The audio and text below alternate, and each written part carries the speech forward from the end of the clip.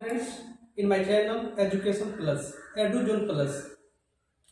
दोस्तों आज मैं आप लोग को लेकर आया हूं +2 का फिजिक्स होल ओवर सिलेबस के बारे में हम लोग पढ़ेंगे और हम लोग जानेंगे कि ये जो +2 का जो फिजिक्स है इसके क्या सिलेबस है। सबसे पहले हम लोग सिलेबस के बारे में डिस्कस करेंगे और सिलेबस के किस पोर्शन से कितना क्वेश्चंस पूछे जाते हैं, किस चैप्टर से कितने क्वेश्चंस आते हैं उसके बारे में डिटेल से अध्ययन करेंगे। और उसके बाद हम लोग पढ़ने की कोशिश करेंगे कि ये सिलेबस अन्य competitive exam like IIT, JEE या मेडिकल यानी कि नीट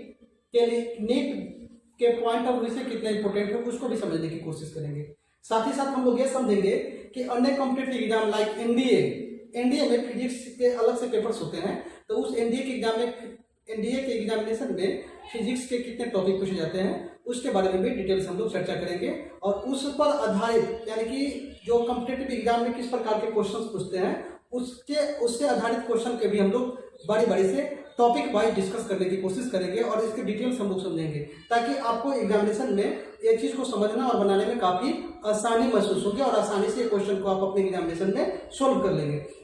तो सबसे पहले हम लोग बात करेंगे कि क्लास 12 का फिजिक्स में क्या क्या टॉपिक है, कैसे पढ़ेंगे, इसका सिलेबस क्या है। तो सबसे पहले हम लोग दोस्त आज बात करेंगे कि सिलेबस को हम लोग अच्छी तरह से अंडरस्टैंड करें और सिलेबस को समझने के बाद हम सिलेबस को साथ में रखकर बुक्स को निकालकर सेल्फ स्टडी भी करेंगे और हमारे वीडियो को आप देखेंगे तो उसमें बेहतर से बेहतर तरीके से आपको गाइडलाइन मैं करूंगा कि किस तरह से आपको फिजिक्स पढ़ने हैं ताकि आप अपने बोर्ड के एग्जामिनेशन में आप या तो किसी भी स्टेट बोर्ड से हो, ये यूपी बोर्ड से हो, बिहार बोर्ड से हैं आप, या हरियाणा बोर्ड से हैं, झारखंड बोर्ड से हैं या CBSE बोर्ड से हैं, किसी भी बोर्ड से रहेंगे तो उस बोर्ड में किस प्रकार से हमें कैसे पढ़ना चाहिए, किस चैप्टर को कैसे पढ़ना है उसके बारे में हम आपको डिटेल से बताएंगे। और उसके साथ साथ आपके बोर्ड के एग्जामिनेशन की प्रिपरेशन के साथ साथ आपको कॉम्पिटिटिव एग्जाम यदि आप इंजीनियर बनना चाहते हैं तो इंजीनियरिंग की तैयारी कैसे करना है आपको, या मेडिकल की तैयारी कैसे करना है, मेडिकल में जो टॉपिक हम पढ़ेंगे उस टॉपिक से किस प्रकार के क्वेश्चन पूछने की संभावनाएं हैं, लास्ट ईयर में किस प्रकार के क्वेश्चन पूछे गए हैं, इन सभी क्वेश्चन को भी हम लोग डिटेल से डिस्कस करेंगे। मैं इंजीनियर मनोज आपको मैं अपना एडुजोन प्लस चैनल में स्वागत करता हूं। और दोस्त बिना टाइम को वेस्टिंग किए हुए आज हम स्टार्ट करने और डिस्कस करने जा रहे हैं सिलेबस क्लास 12 का। दोस्तों इसमें कई टॉपिक है। सबसे पहले इस टॉपिक में हम पढ़ना है इलेक्ट्रोस्टैटिक्स यानी इलेक्ट्रोस्टैटिक्स, इलेक्ट्रो प्लस स्टैटिक्स, इसको हिंदी में हम लोग बोलते हैं विद्युत स्थैतिक।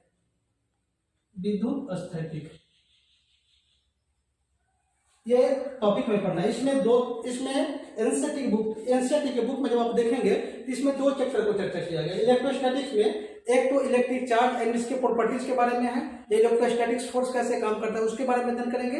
और दूसरा है कैपेसिटेंस एंड कैपेसिटर के बारे में डिटेल से अध्ययन। यानी कि हम लोग जानेंगे कि एनसीईआरटी के बुक में इलेक्ट्रोस्टैटिक्स के 2 चैप्टर्स हैं, एक इलेक्ट्रिक चार्ज और उसकी प्रॉपर्टीज जिसमें इलेक्ट्रोस्टैटिक्स फोर्स और इलेक्ट्रिक फील्ड, इलेक्ट्रिक पोटेंशियल के बेसिक डिफिनेशन और उससे रिलेटेड क्वेश्चंस हैं। और दूसरा जो है कैपेसिटर और कैपेसिटेंस यानी कि संधारित्र और संधारित्र पर आधारित डेरिवेशन और उस पर आधारित प्रश्न पूछे जाते हैं। तो इस एक हमारा ये है। दूसरा जो हमारा सिलेबस है, दूसरा जो टॉपिक हमारा है ये इलेक्ट्रिसिटी है।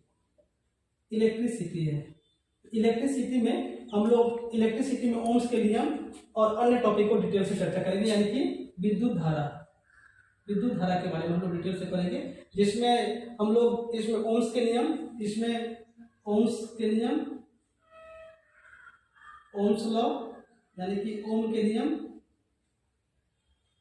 के नियम, किरचॉफ्स लॉ,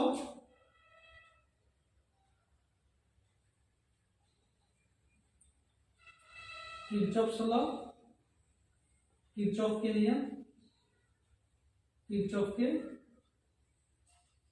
नियम और जितना भी इक्विपमेंट है इलेक्ट्रिसिटी का इक्विपमेंट, आमीटर, वोल्टमीटर, पोटेंशियोमीटर, इस चीज़ों के बारे में इन चीज़ों के बारे में डिटेल से अध्ययन करेंगे इसमें और उससे रिलेटेड उस पर आधारित प्रश्न को भी देखेंगे। साथ साथ हम लोग ओम के नियम पर आधारित जो ग्राफ होते हैं, जो वोल्टेज इलेक्ट्रिक करंट डायग्राम जो है उसको भी डिटेल से अध्ययन करेंगे और उसके बीच में इंटर रिलेशन को भी दर्शाएंगे। तीसरा जो टॉपिक हमारा है वो है मैग्नेटिज्म मैग्नेटिज्म, मैग्नेटिज्म, चुंबकत्व,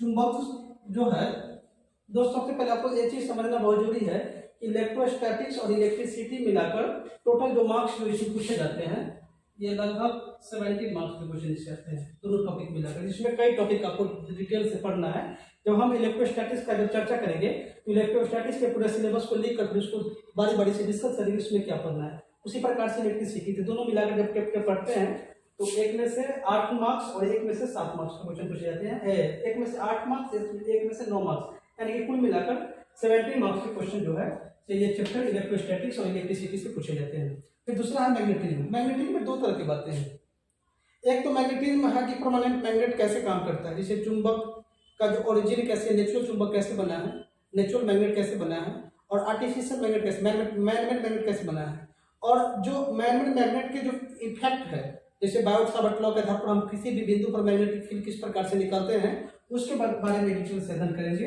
ये भी जो है मुख्य रूप से 16 मार्क्स के क्वेश्चन आपको पूछे जाते हैं। उसके बाद आपको पढ़ना है ऑप्टिक्स। ऑप्टिक्स, ऑप्टिक्स मतलब प्रकाशिकीय, प्रकाशिकीय। ऑप्टिक्स में कई चैप्टर है दोस्तों, इसके दो पार्ट्स हैं, एक तो है आपका रे ऑप्टिक्स, रे ऑप्टिक्स, और दूसरा है वेव ऑप्टिक्स। इसके दो पार्ट्स हैं, एक है रे ऑप्टिक्स, दूसरा वेव ऑप्टिक्स। इसको बोलते हैं रेखीय प्रकाशीय, रेखीय प्रकाशीय, प्रकाशीय, और दूसरा हमारा है तरंग, तरंग प्रकाशीय। ये दो प्रकार के हैं, एक है रेखीय प्रकाशीय, दूसरा तरंग प्रकाशीय। ये दोनों मिलाकर जो क्वेश्चन जो है 18 मार्क्स के पूछे जाते हैं। 18 मीन्स 14 मार्क्स के, ये रे ऑप्टिक्स से क्वेश्चन होता है, 4 मार्क्स के होता है जो वेव ऑप्टिक्स से भी क्वेश्चन आपको पूछे जाते हैं। इस प्रकार से जो 5वां सिलेबस हम लोग देखेंगे वो आपका है मॉडर्न फिजिक्स। मॉडर्न फिजिक्स, इसको बोल सकते हैं आधुनिक भौतिक, आधुनिक भौतिकी, आधुनिक भौतिकी। इसमें कई चीजें हैं, जैसे न्यूक्लियस, न्यूक्लियस यानी कि नाम की है, एटॉमिक स्ट्रक्चर, एटॉमिक स्ट्रक्चर, परमाणु संरचना, परमाणु संरचना, radio activity, radio activity, radio सक्रियता, ये सबसे क्वेश्चन इसमें पूछे जाते हैं। ये आधुनिक फिजिक्स का पार्ट है। इसके बाद दोस्त इसमें पढ़ना है इलेक्ट्रॉनिक्स। इलेक्ट्रॉनिक्स यानी कि इलेक्ट्रॉनिक्स के भी चैप्टर में इसमें करना है, इलेक्ट्रॉनिक्स के भी क्वेश्चन इसमें हमें करना है।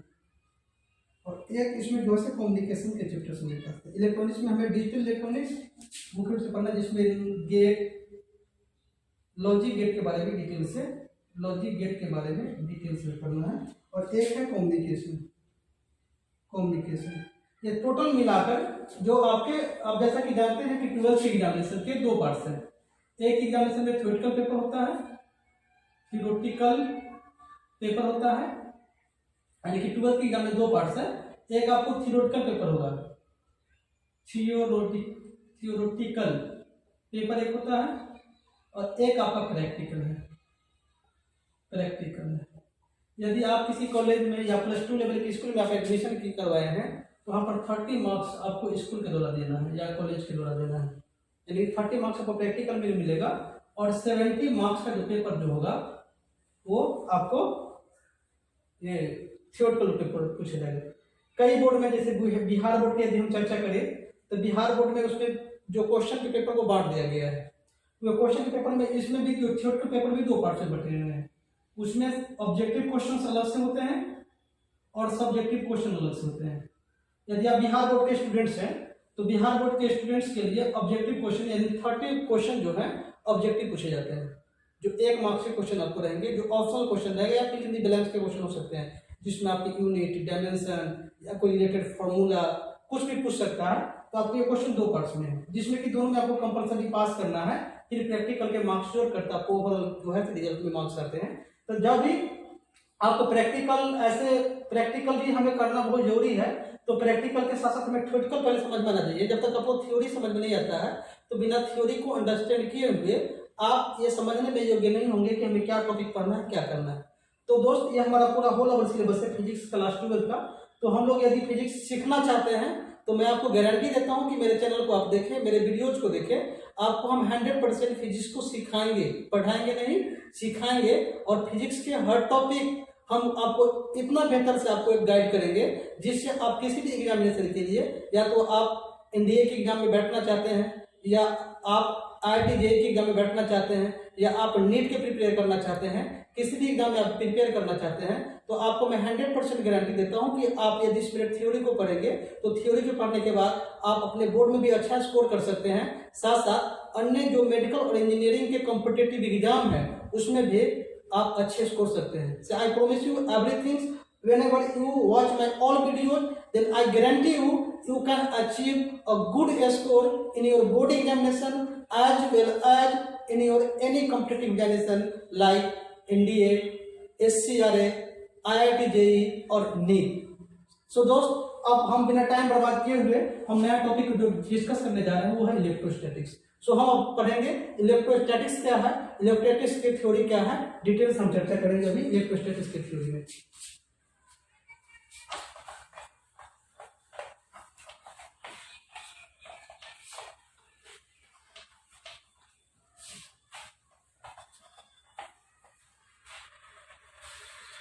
तो टॉपिक हम लोग देखते हैं, हमारा टॉपिक है इलेक्ट्रोस्टैटिक्स।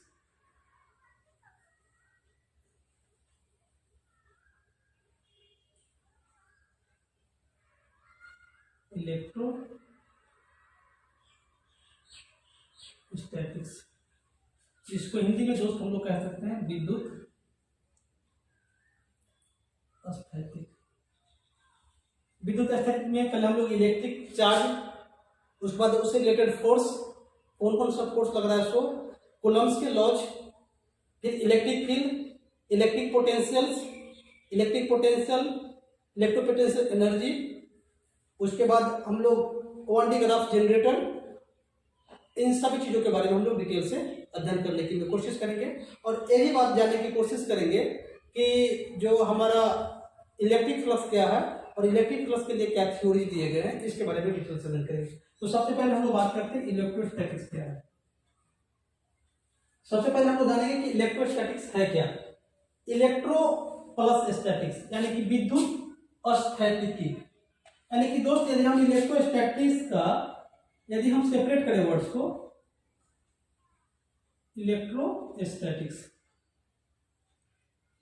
इसको हम इंग्लिश में लिखेंगे इलेक्ट्रो प्लस में स्टैटिक्स।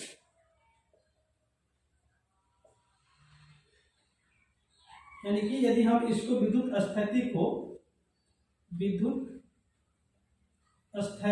यदि दो पार्ट से बांटे तो विद्युत अलग है और स्थैतिक अलग है। स्थैतिक अलग है, दो चीज इसमें है। इलेक्ट्रो मीन्स चार्ज, दोनों का मतलब हो गया चार्ज, चार्ज का मतलब होता है आवेश, हिंदी में कह सकते हैं इसको आवेश। इलेक्ट्रो मीन्स विद्युत, विद्युत मीन्स आवेश, यानी कि electro means electric means charge. Statics मतलब स्थैतिक, स्थैतिक मतलब इनरेस्ट, यानी कि स्थिर अवस्था में, What means here you must be understood about the electrostatics. Electrostatics combined and formed by two words. First word is electro and other word is statics. Electro means electric, statics means inrest, यानी कि विद्युत आवेश यानी कि विद्युत स्थैतिक दो word से मिलकर बना हुआ है। विद्युत प्लस स्थैतिकी, विद्युत मतलब इलेक्ट्रिक मीन्स चार्ज माने आवेश, स्थैतिक मतलब इनरेस्ट। यानी कि इलेक्ट्रोस्टैटिक्स फिजिक्स का ऐसा पार्ट है जिसके अंतर्गत हम लोग रेस्ट चार्ज के यानी कि स्थिर आवेश के गुण के बारे में अध्ययन करते हैं। Electrostatics the parts of physics in which be study about the property of rest charge, यानी कि यदि रेस्ट चार्ज के प्रॉपर्टीज के बारे में हम डिटेल से अध्ययन करते हैं, that is called electrostatics. Electrostatics मतलब the subject the parts of physics which deals the study about the properties of rest charge is known as the electrostatics.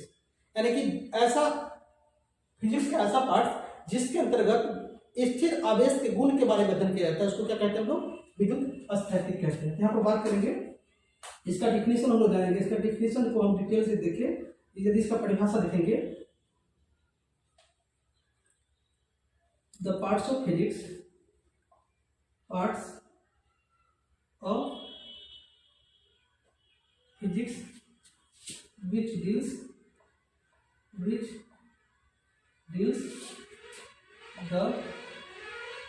the study about the properties of rest charge is called electrostatics. Physics का ऐसा भाग, भौतिक विज्ञान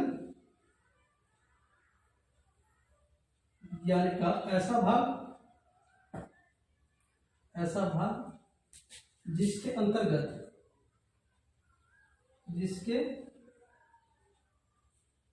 अंतर्गत हम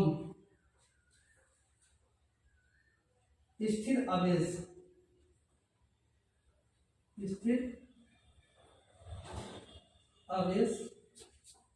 के गुण के बारे में अध्ययन करते हैं।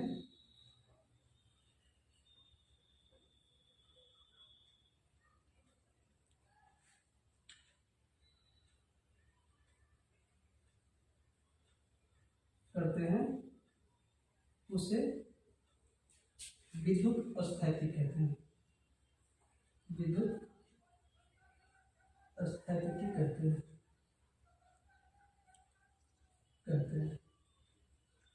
ये हमारा इलेक्ट्रोस्टैटिक्स का डिफिनेशन है। तो दोस्त, इसमें सबसे बड़ी इंपोर्टेंट पॉइंट आपको रीड आउट करना पड़ेगा कि first, if we want to understand about the electrostatics, so we must understand about the meaning of charge. Without knowing it, we cannot able to understand it. So first, we should understand about the meaning of charge. What is the meaning of charge? What is the charge? And how the charge work? So these points are very important to understand about the everything which are related to electric and electrostatics.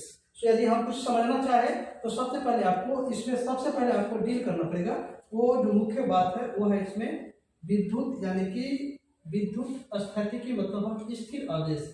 This point is very important for us to understand, यानी कि charge को बारे में समझना पड़ेगा कि charge क्या है और ये चार्ज किस प्रकार से काम करता है। तो सबसे पहले हम लोग डिस्कस करेंगे चार्ज के बारे में कि चार्ज कैसे काम करता है। तो इसको हम हटाने के बाद हम इसमें डिटेल से चर्चा करेंगे कि चार्ज है क्या। तो आपको समझना होगा यहाँ पर चार्ज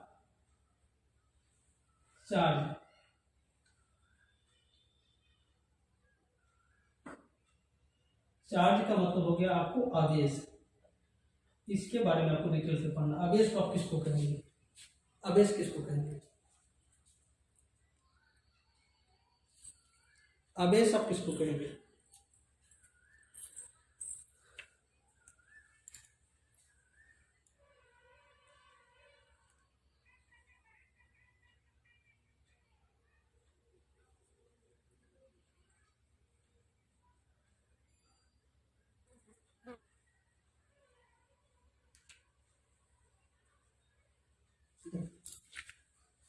तो दोस्त, यहाँ पर हम लोग बात कर रहे हैं चार्ज। जैसा कि हम लोग जानते हैं, जब आप क्लास 11 में पढ़े होंगे तो उसमें दो चीज के बारे में चर्चा किया गया होगा। उसमें हम लोग सबसे पहले चैप्टर जो पढ़ते हैं unit and dimension. Unit and dimension में सबसे पहले हम लोग डिस्कस करते हैं फिजिकल क्वांटिटी के बारे में, भौतिक राशि के बारे में। भौतिक राशि क्या होता है? तो all quantity which are measured directly और indirectly is known as physical quantity. जिस क्वांटिटी को हम प्रत्यक्ष रूप से या अप्रत्यक्ष रूप से मापते हैं, मेजर करते हैं, वो सब के सब क्या होता है? फिजिकल क्वांटिटी होता है। All quantity which are measured directly और indirectly is known as physical quantity. तो physical quantity are mainly classified into two types. First, fundamental physical quantity, other direct physical quantity. पहला को बोलते हैं मूल भौतिक राशि, दूसरा को बोलते हैं व्युत्पन्न भौतिक राशि। मूल भौतिक राशि मतलब जिसको हम डायरेक्ट रूप से माप सकते हैं, जो इंडिपेंडेंट होता है, जो किसी पर निर्भर नहीं करता, डेट इज कॉल्ड फंडामेंटल। लेकिन derived physical quantity fundamental physical quantity से बनता है।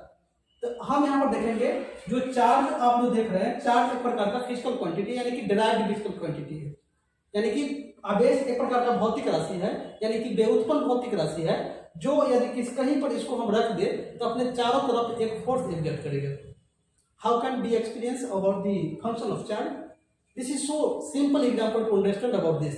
ये बहुत आसान उदाहरण के तहत आप आवेश को समझ सकते हैं। एग्जाम्पल के तौर पर जब हम सूखे बाल को कॉम्ब से, कंघी से रब्ड करते हैं, इस प्रकार से जब रब्ड करेंगे तो कॉम्ब में इस प्रकार से एक ट्रैक्शन फोर्स रहता है कि स्मॉल पीस ऑफ पेपर को ये अट्रैक्ट करना शुरू कर देता है, यानी कि कागज के छोटे छोटे टुकड़े को अपनी ओर आकर्षित करना शुरू कर देता है। It means this is the charge because this experience force around it. यदि आप कॉम्ब को इस प्रकार से बाल को रब्ड कर ले और रब्ड करने के बाद यदि छोटे छोटे कागज के टुकड़ों पर उसको समीप ले जाएं, उसके नजदीक ले जाएंगे, तो ले जाने के बाद देखेंगे कि आपको ये खींच रहा है। इसमें जैसे इसको हम रब्ड किए तो ये रब्ड करने के बाद ये दो पार्ट्स है, एक हमारा जो हेयर है, बाल है, एक अलग क्वांटिटी है, ये हमारा ये प्लास्टिक अलग क्वांटिटी है। जब ये दोनों को आपस में रब्ड करते हैं तो रब्ड करने के बाद हमारे जो इलेक्ट्रॉन्स होता है, इलेक्ट्रॉन्स एक बॉडी से दूसरे बॉडी में ट्रांसफर करता है और उसी इलेक्ट्रॉन के ट्रांसफॉर्मेशन के कारण, ट्रांसफर होने के कारण आवेश का उत्पन्न होता है। जैसा कि हम लोग जानते हैं कि संसार में जितना भी बॉडी होता है, जितना भी पार्ट्स होता है, एटॉमिक स्ट्रक्चर के आधार पर, स्ट्रक्चर ऑफ एटम के आधार पर हम लोग जानते हैं कि बॉडी न्यूट्रल्स होता है। Neutrals means what do we mean by the neutrals? Neutrals को हम लोग हिंदी में उदासीन कहते हैं और हम लोग समझते भी हैं कि परमाणु विद्युत रूप से उदासीन होता है। इसका क्या मतलब है? परमाणु विद्युत रूप से उदासीन का मतलब यह है कि यदि हम एटम का चर्चा करें, यदि हम परमाणु के बारे में समझे तो परमाणु के तीन फंडामेंटल कणस हैं मुख्य रूप से। कण तो इसके काफी हैं, लेकिन फंडामेंटल रूप से मुख्य तीन कण है। एक है इलेक्ट्रॉन,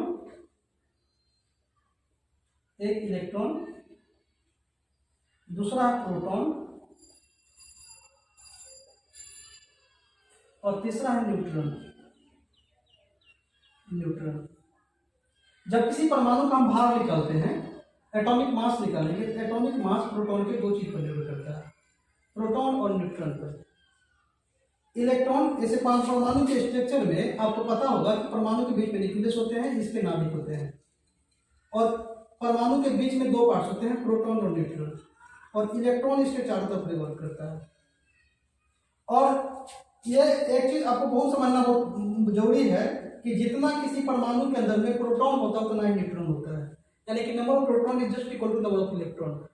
और प्रोटॉन और इलेक्ट्रॉन क्या बराबर होता है, तो हम ये भी बात समझते हैं कि प्रोटॉन और इलेक्ट्रॉन दोनों का आवेश बराबर होता है 19 कूलम, यानी कि प्रोटॉन का आवेश भी प्लस में होगा 1.6 इंटू 10⁻⁻19 कूलम। इलेक्ट्रॉन का आवेश यदि हम लेंगे, जेड का मतलब प्रोटॉन को आप चाहें तो पी से लिख सकते हैं, तो प्रोटॉन का मतलब पी और ई का मतलब इलेक्ट्रॉन है आपका यहाँ। तो प्रोटॉन का चार्ज होता है प्लस 1.6 इंटू 10⁻⁻19 कूलम। वहीं दूसरी तरफ आप इलेक्ट्रॉन का आवेश देखेंगे तो -1.6 इंटू 10⁻⁻19 कूलम, यानी कि प्रोटॉन और इलेक्ट्रॉन दोनों मुख्य रूप से दोनों का आवेश क्वांटिटिवली यानी क्वांटिटी के तौर पर देखेंगे आप, इसकी मात्रा दोनों बराबर है, लेकिन सिंबल अलग अलग है, इसका जो साइन है अलग है। प्रोटॉन पर प्लस होता है, बल्कि वही दूसरी तरफ इलेक्ट्रॉन पर माइनस चार्ज होता है।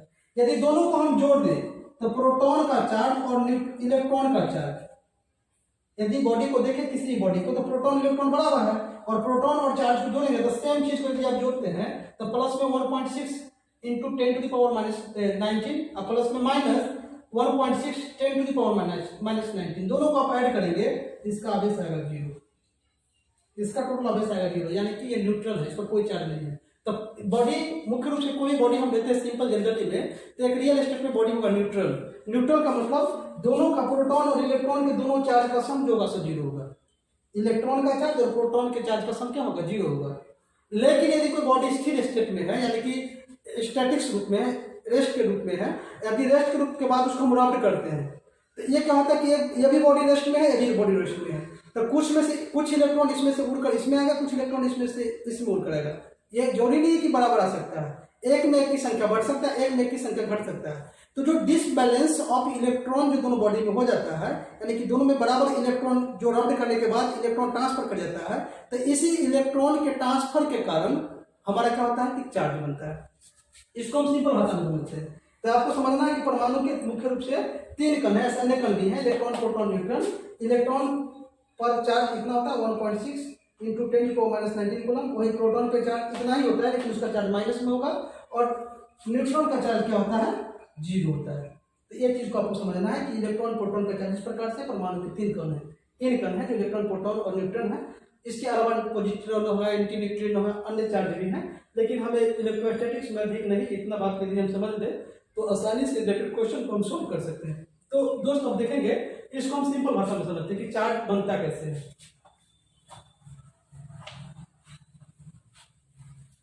अब इसको समझते हैं। एक प्लास्टिक है, एक बिजली का खाल है। मान लेते हैं कि बिजली का खाल है, बिजली का खाल है, ऐसे क्लॉथ है, ये कपड़े हैं, कॉटन है। अब दोनों का आपस में हम रख, ऐसे दोनों बॉडी हमने बताया कि परमाणु विद्युत रूप से उदासीन है। तो इसमें भी प्रोटॉन इलेक्ट्रॉन बराबर है, इसमें भी प्रोटॉन इलेक्ट्रॉन बराबर है, यानी कि इलेक्ट्रॉन और प्रोटॉन की संख्या इक्वल इसमें भी है, इसमें भी है। लेकिन हमने इसमें ऐसे करके रद्द किया। जब रद्द किया तो क्या हुआ कि इसमें कुछ चार्ज आ गया। इसमें से हो सकता है कि हम इस पे इसको रगड़ रहे हैं, तो हो सकता है कि इसमें से कुछ इलेक्ट्रॉन इसमें चला गया, यानी कि हम रद्द किए। तो न्यूट्रल बॉडी में 2 तरह हो सकता है। एक में ऐसा हो सकता है कि एक्सेस ऑफ इलेक्ट्रॉन होगा, एक्सेस ऑफ इलेक्ट्रॉन हो जाएगा, और एक होगा डेफिसिट ऑफ इलेक्ट्रॉन होगा। प्रैक्टिकल रूप में जब देखेंगे आप, प्रैक्टिकल रूप में जब 2 बॉडी को practically, when 2 bodies are rubbed, when 2 bodies are rubbed, जब 2 वस्तुओं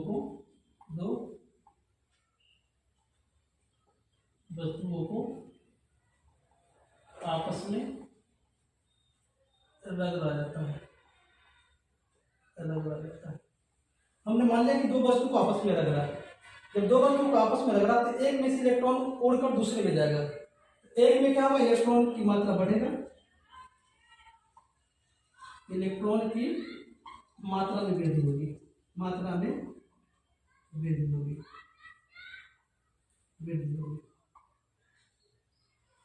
और एक में क्या होगा कि इलेक्ट्रॉन की मात्रा में कमी होगी, इलेक्ट्रॉन की मात्रा में कमी होगी। यहाँ पर 2 चीज आपने देखा। जैसे आप जानते हैं कि पहले से बॉडी जो था न्यूट्रल था, यानी कि उसमें इलेक्ट्रॉन और प्रोटॉन दोनों बराबर था। जैसा कि आपको बताया कि प्रैक्टिकली आप देखेंगे तो 2 बॉडी आपस में न्यूट्रल है, इसमें इलेक्ट्रॉन और प्रोटॉन दोनों बराबर होगा। जैसे इलेक्ट्रॉन की मात्रा में वृद्धि हो गया, यानी कि इलेक्ट्रॉन की मात्रा में वृद्धि हुआ, यानी कि ई बढ़ गया, यानी कि नेगेटिव चार्ज बढ़ेगा, यानी कि माइनस चार्ज बढ़ेगा। इस प्रकार से 2 बॉडी पर इलेक्ट्रॉन की मात्रा में वृद्धि होगी, यानी कि इलेक्ट्रॉन बढ़ेगा, वहां पर नेगेटिव चार्ज आएगा, यानी कि ऋणात्मक आवेश होगा, फिर से आप समझिए इसको। यदि हम 2 वस्तु का आपस में रगड़ते हैं तो एक में से इलेक्ट्रॉन निकलेगा, दूसरा में जाएगा, तो एक में इलेक्ट्रॉन बढ़ेगा, दूसरा में इलेक्ट्रॉन क्या होगा, कम होगा। तो जिसमें इलेक्ट्रॉन कम होगा और जिसमें इलेक्ट्रॉन बढ़ेगा, तो जिसमें इलेक्ट्रॉन बढ़ गया वहां पर माइनस चार्ज, क्योंकि माइनस वाला की संख्या क्या हो गया, बढ़ गया। और जहां पर इलेक्ट्रॉन कम हो गया वहां पर प्लस वाला ज्यादा हो गया, यानी कि प्रोटॉन ज्यादा हो गया। तो जब यहाँ पर प्रोटॉन इलेक्ट्रॉन से ज्यादा होगा तो पॉजिटिव चार्ज होगा, यानी कि यहाँ पर ये धनावेश होगा, यानी कि यहाँ पर क्या होगा, इलेक्ट्रॉन बढ़ गया प्रोटॉन से, यहाँ पर इलेक्ट्रॉन बढ़ेगा प्रोटॉन से, यहाँ पर प्रोटॉन बढ़ेगा इलेक्ट्रॉन से। जब प्रोटॉन इलेक्ट्रॉन से बढ़ेगा तो यहाँ पर धनावेश, और जब इलेक्ट्रॉन प्रोटॉन से बढ़ेगा तो यहाँ पर ऋणावेश। इस प्रकार से आवेश को 2 पार्ट में बांट सकते हैं, एक पॉजिटिव चार्ज, एक नेगेटिव चार्ज। पॉजिटिव कैसे बना, तो जब बॉडी को रगड़े और बॉडी जब एक में से इलेक्ट्रॉन दूसरा में चला गया, तो जिसमें से इलेक्ट्रॉन जाएगा उस पर प्लस चार्ज, क्यों, क्योंकि इसमें इलेक्ट्रॉन की मात्रा में कमी होगा। अब कोई बॉडी को रगड़ रहा है कि इसमें से इलेक्ट्रॉन इसमें आ गया, तो इसमें इलेक्ट्रॉन की कमी हो गया, तो जब जिसमें से उड़ के इलेक्ट्रॉन दूसरे में जाएगा उस पर पॉजिटिव चार्ज होगा, और जिसमें इलेक्ट्रॉन चला जाएगा उस पर क्या होगा, नेगेटिव चार्ज, क्योंकि इलेक्ट्रॉन की मात्रा और बढ़ रहा है। तो जहां पर इलेक्ट्रॉन चला जाएगा वहां पर नेगेटिव चार्ज, और जहां पर इलेक्ट्रॉन की मात्रा में कमी होगी वहां पर पॉजिटिव चार्ज होगा। तो आप यहाँ पर कह सकते हैं कि चार्ज दो प्रकार के होते हैं, एक पॉजिटिव चार्ज, एक नेगेटिव चार्ज। ये हमें समझना है। अब सबसे पहले हमने ये पूरा तो डिस्कस देख लिया। अब हम लोग जानेंगे कि डिफिनीशन आवेश का है क्या। आप चाहें तो आप नोट कर सकते हैं।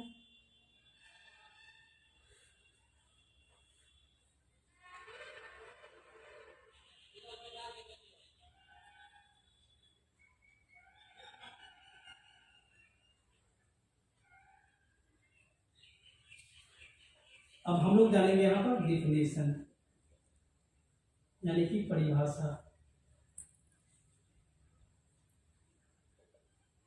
परिभाषा क्या है आवेश का, तो आवेश की परिभाषा के बारे में जानेंगे। और आवेश को आप कई रूप से परिभाषित कर सकते हैं। परिभाषा मतलब उसकी पहचान क्या है, आइडेंटिटी क्या है उसकी। परिभाषा को आप देखना चाहें तो उसकी आइडेंटिटी के बारे में हम डिटेल से जानते हैं कि परिभाषा है क्या, और उसी को डिटेल से हम लोग उसकी वर्ड्स की मीनिंग, शब्द की पहचान, शब्द का जो एक्सप्लेनेशन, वही शब्द हम लोग डिफिनीशन कहते हैं। परिभाषा मतलब उस वर्ड को रियल में कहते क्या है, क्या समझेंगे उस वर्ड्स के, वर्ड्स का मतलब क्या है, इस सब चीज का मतलब परिभाषा सेम है, सब एक ही चीज है। तो हम लोग जानेंगे यहाँ पर परिभाषा, यानी कि चार्ज किसको कहते हैं, आवेश किसको कहते हैं।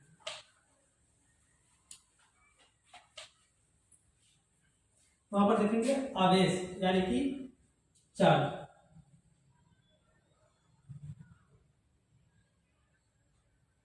Charge is a physical quantity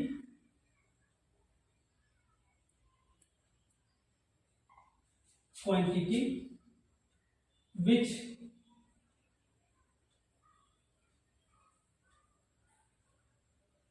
experiences force around it।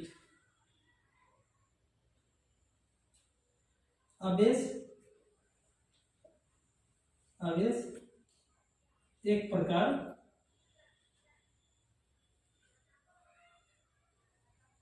के भौतिक राशि है जो अपने चारों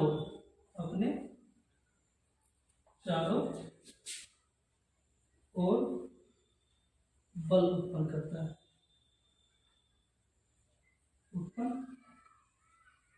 है, यानी कि फोर्स जो है से अपने चारों तरफ बल उत्पन्न करेगा। ये जो आवेश है एक प्रकार की भौतिक राशि, यानी कि व्युत्पन्न भौतिक राशि है जो अपने चारों तरफ क्या करता है, बल उत्पन्न करता है। आवेश क्लासिफिकेशन ऑफ चार्ज।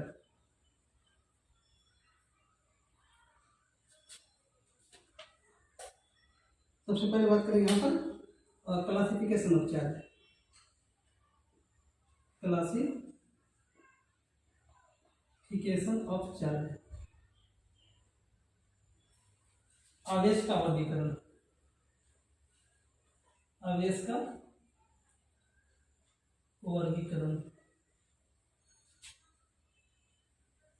आपको समझना है कि आवेश दो प्रकार के हैं, पॉजिटिव चार्ज यानी कि धनावेश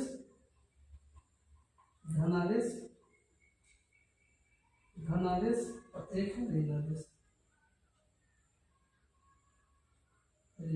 इसको बोलते हैं नेगेटिव चार्ज।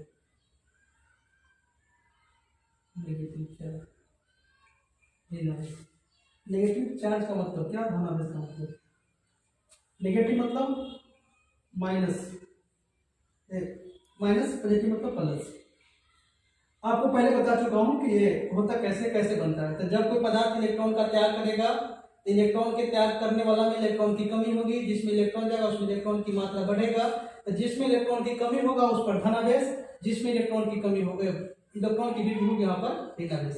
तो हम उसको डिफाइन ऐसे कर सकते हैं, जब दो पदार्थों को आपस में रब किया जाता है, रगड़ा जाता है, तो इलेक्ट्रॉन का स्थानांतरण होता है। और उसी इलेक्ट्रॉन के स्थानांतरण में जब एक इलेक्ट्रॉन की मात्रा बढ़ता है, एक इलेक्ट्रॉन की घटता है, तो जिसमें इलेक्ट्रॉन की मात्रा बढ़े उस पर नेगेटिव चार्ज होता है, और जिस पर इलेक्ट्रॉन की मात्रा घटे उसको हम लोग धनावेश कहते हैं। यानी कि यदि इलेक्ट्रॉन एक में से दूसरे बॉडी में जाएगा तो जिसमें से इलेक्ट्रॉन जाएगा उस पर प्लस और जिसमें जाएगा उस पर माइनस चार्ज जाएगा। इस प्रकार से हम लोग आवेश को क्लासिफाई करेंगे। तो दोस्तों हमने यहाँ पर देखे कि आवेश बनता कैसे है। तो सबसे पहले हमने देखा कि आवेश का डिफिनेशन। तो आवेश के प्रकार फिजिकल क्वांटिटी है जो अपना चारों तरफ बल उत्पन्न करता है। आवेश को दो पार्ट्स में बांटा जा सकता है, एक पॉजिटिव चार्ज, दूसरा नेगेटिव चार्ज, यानी कि धनावेश ऋण आवेश।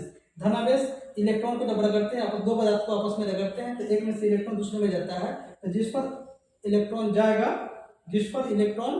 जाएगा जहां जाएगा उस पर ऋण आवेश, जिससे जाएगा उस पर धनावेश। इस प्रकार से होता है। ये हमारा पूरा का पूरा जवाब आप देख सकते हैं किसका डिफिनेशन क्या है। तो इसमें एक चीज और समझना जरूरी है। इसमें समझना क्या जरूरी है, ये समझना जानना जरूरी है कि आवेश बनता कैसे है। तो आवेश इज फॉर्म्ड, यानी कि चार्ज इज फॉर्म्ड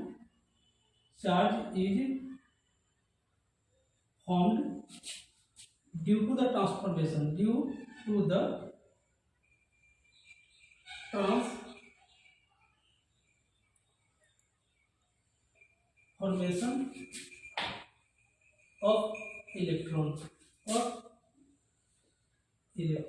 आवेश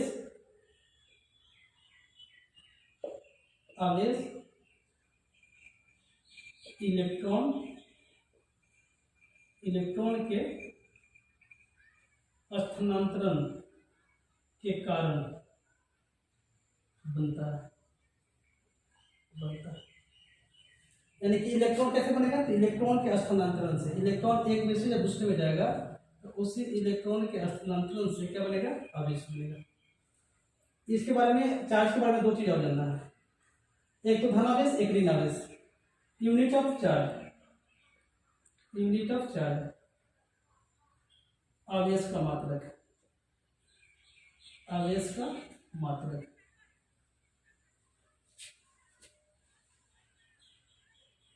इसका मात्रक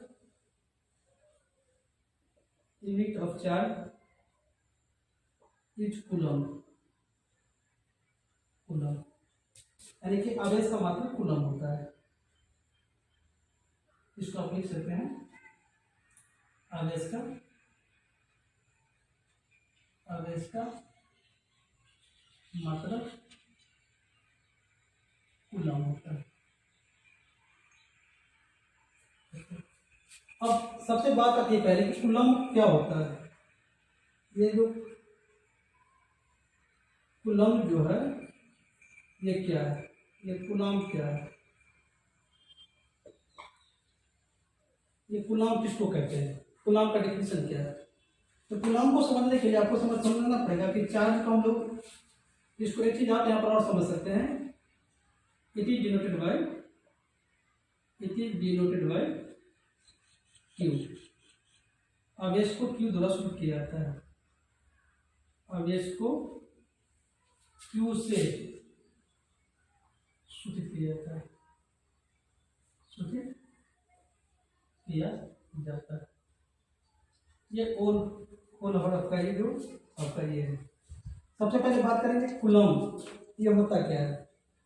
जैसा कि हम लोग, यदि हम आगे के चैप्टर में पढ़ेंगे या आप 10th क्लास में पढ़े होंगे कि rate of flow of charge को हम लोग करंट कहते हैं। यानी कि rate of flow of charge, यानी करंट के जब डिफाइन करते हैं तो आई इक्वल टू होता है क्यू ओपन में सिंपलिटी या डेल क्यू ओपन में टी। यदि हम यहाँ से क्यू का मतलब आवेश का यूनिट कूलम है।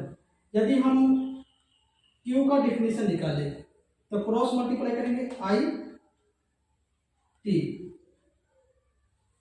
टी, यानी कि यदि आपको जब भी आपको आवेश निकालना है तो आवेश निकालने के लिए आपको करंट को टाइम से मल्टीप्लाई करना पड़ेगा। आई यहाँ पर क्या है, करंट है यानी कि विद्युत धारा है और टी यहाँ पर टाइम है यानी कि समय है। करंट को जब हम टाइम से मल्टीप्लाई करते हैं, करंट को टाइम से मल्टीप्लाई करने के बाद जो मात्रा आता है उसी को क्या बोलते हैं, हम लोग आवेश कहते हैं। तो अब एक कूलम आवेश को जब इक्विवेलेंट करेंगे इससे क्यू, यानी कि क्यू का मात्रक मान लेते हैं 1 कूलम है ये, 1 कूलम मतलब 1 एम्पेयर इंटू में 1 सेकेंड। यानी कि आप ये कह सकते हैं, कि 1 एम्पेयर को 1 सेकेंड टाइम के साथ मल्टीप्लाई से जो प्रोडक्ट में प्राप्त होता है उसी को क्या बोलते हैं, 1 कूलम कहते हैं। यानी कि 1 एम्पियर विद्युत धारा को 1 सेकेंड में फ्लो होने से जितना आवेश उत्पन्न होता है, 1 एम्पियर विद्युत धारा को 1 सेकेंड में फ्लो होने से जितना आवेश उत्पन्न होता है वही 1 कूलम चार्ज है। यानी कि हम यहाँ ये कह सकते हैं कि 1 एम्पियर विद्युत धारा को 1 सेकेंड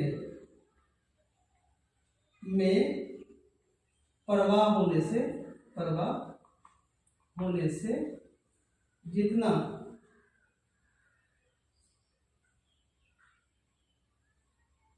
आवेश का निर्माण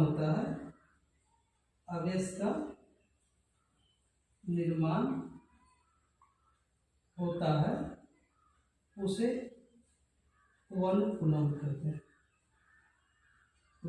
यानी कि कूलम कहते हैं। ये आपको समझना, यानी कि 1 कूलम का मतलब, यानी कूलम क्या है, आवेश का मतलब है। और 1 कूलम कैसे डिफाइन करेंगे, तो 1 एम्पियर विद्युत धारा को 1 सेकेंड में प्रवाह होने से जितना आवेश का उत्पादन होगा, जितना आवेश बनेगा, that charge is known as 1 coulomb charge. So you can note it here. इसको आप चाहे तो आप इसको लिख सकते हैं।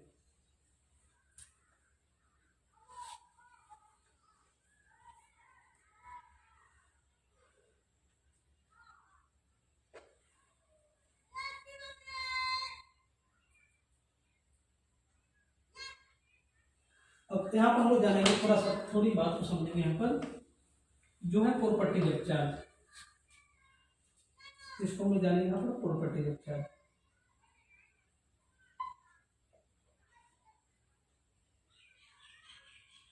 यानी कि आवेश के गुण। ये आवेश के गुण क्या है, प्रॉपर्टी ऑफ चार्ज क्या है। तो आवेश के गुण को हम लोग समझने की कोशिश करेंगे।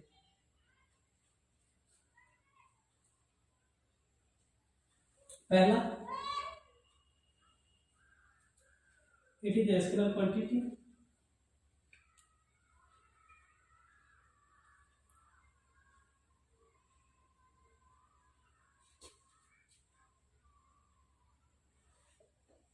It can be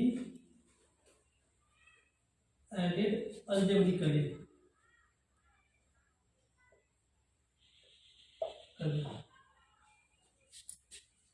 यह एक अदिश राशि है,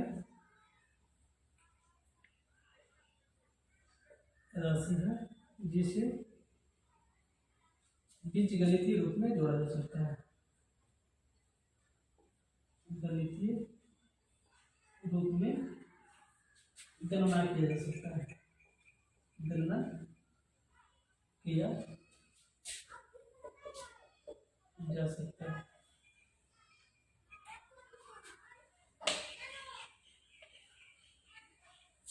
दूसरा बात आप देख सकते हैं, जैसा कि हम लोग जानते हैं कि आवेश 2 प्रकार के हैं, positive charge and negative charge. तो same charge repel to each other and opposite charge attract each other. Same charge repel to each other but opposite charge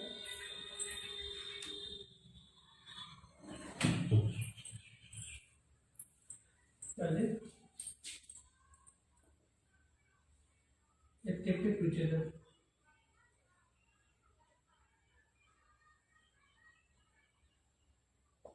समान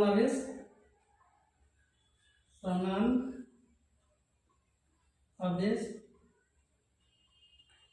एक दूसरे को विकर्षित करता है,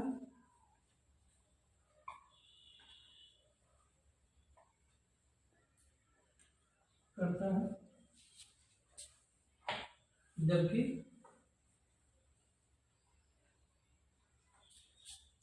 असमान आवेश, असमान आवेश एक दूसरे को आकर्षित करता है।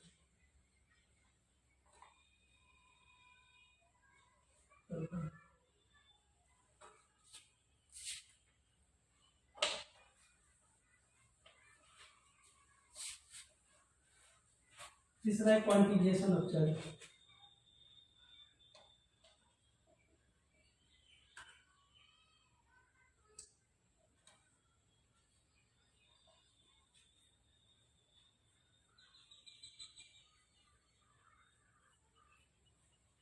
आवेश का क्वांटीकरण, आवेश का क्वांटीकरण।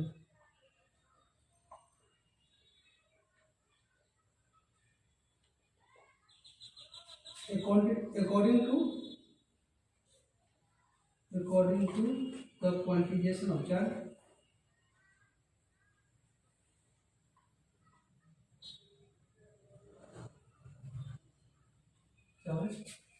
the charge of any body,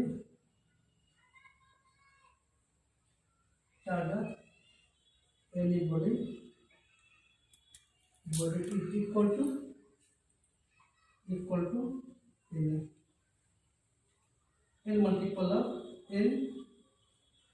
multiple of element charge।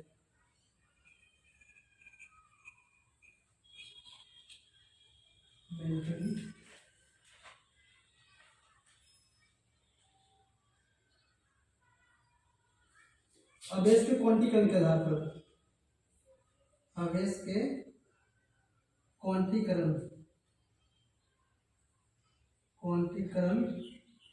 के आधार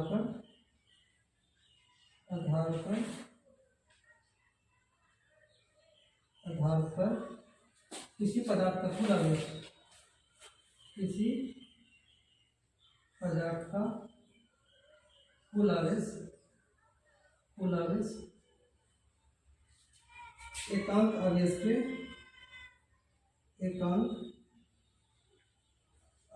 के n गुणज के बराबर होता है, n बराबर होता है। ये इसके यानी कि हम इसको ऐसे कह सकते हैं, इसके बारे में आप डिटेल से ऊपर देखिए। यानी किसी पदार्थ का आपको आवेश निकालना है तो आवेश को हम लोग क्यू कहते हैं। क्यू का मतलब एन ई, एन जो यहाँ पर है नंबर ऑफ इलेक्ट्रॉन्स, इलेक्ट्रॉन की संख्या, इलेक्ट्रॉन की कुल संख्या, और ए जो है charge of one electron, charge of one electron. और एक इलेक्ट्रॉन का जो आवेश होता है आपको पता है कि 1.6 इंटू 10⁻⁹ ये आपके चार्ज के प्रॉपर्टीज है। इतना को आप समझे। कल के टॉपिक में हम लोग इससे रिलेटेड कुछ क्वेश्चंस को देखेंगे और इलेक्ट्रोस्टैटिक्स फोर्स को हम लोग अध्ययन करेंगे। कल का हमारा टॉपिक होगा इलेक्ट्रोस्टैटिक्स फोर्स। तो कल के टॉपिक में फ्रेंड्स हम लोग इलेक्ट्रोस्टैटिक्स फोर्स के बारे में डिटेल से अध्ययन करेंगे और जानेंगे कूलम्ब्स लॉ और इसके एप्लीकेशंस। कूलम्ब्स के लॉज क्या है, उसके नियम क्या है, इसके बारे में डिटेल से अध्ययन करेंगे। दोस्तों यदि आप चाहते हैं कि हम फिजिक्स के संपूर्ण सिलेबस को घर बैठे अध्ययन करें, बेसिक कॉन्सेप्ट से लेकर डिटेल कॉन्सेप्ट को समझे, तो हमारे एडुजोन प्लस चैनल को जरूर सब्सक्राइब करें। ये मल्टीपर्पज चैनल है जिसमें आपको अन्य कॉम्पिटिटिव एग्जाम साथ साथ यूपीएससी के एग्जामिनेशन की तैयारी का भी गाइडलाइन दिया जाता है और फुल सिलेबस की सुविधा यहाँ पर प्रोवाइड की जाती है। तो इसलिए मैं आप सभी से निवेदन करूंगा कि हमारे चैनल को सब्सक्राइब करें, शेयर करें और अधिक से अधिक लाइक करें, अधिक से अधिक लाइक करके इसको शेयर करें ताकि आपको हम और आपको भी और आपसे जुड़े आपके साथियों को भी हम फ्री ऑफ कॉस्ट जो एजुकेशन का बेहतर से बेहतर प्लेटफॉर्म दे सके और बेसिक जो फिजिक्स के नॉलेज है वो देकर और आपको जो आपके सपना को हम साकार कर सके और आपके सपना के साकार करने में थोड़ा सा हम भी भागीदारी ले। इसलिए आप हमारे चैनल को सब्सक्राइब करें। जय हिंद, जय भारत।